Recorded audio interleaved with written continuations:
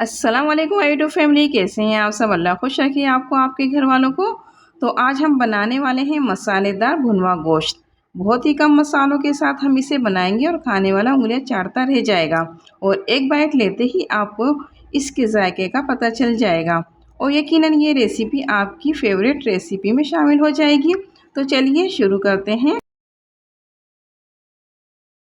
1 kilo हमने गोश्त लिया है। इसमें हमने चिकनाई भी शामिल करवा ली है, जिसको रवास भी कहते हैं। इसको हम कुकर में बनाने वाले हैं ताकि टाइम की बचत हो। गोश्त को हमने कुकर में डाल दिया है।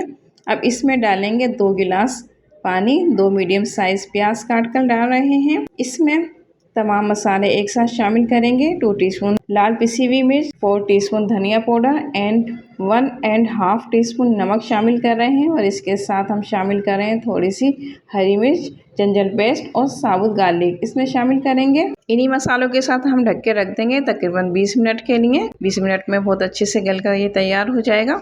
20 मिनट हो चुके हैं। ये देखिए माशाल्लाह माशाल्लाह, देखने से ही बहुत लजीज लग रहा है। हमने अपनी रेसिपी में तेल का इस्तेमाल बिल्कुल भी नहीं किया। इसके बावजूद हमारी हांडी में रोगन बहुत प्यारा आया है। इसकी वजह है चिकनाई जो हमने गोश्त में शामिल करवाई थी।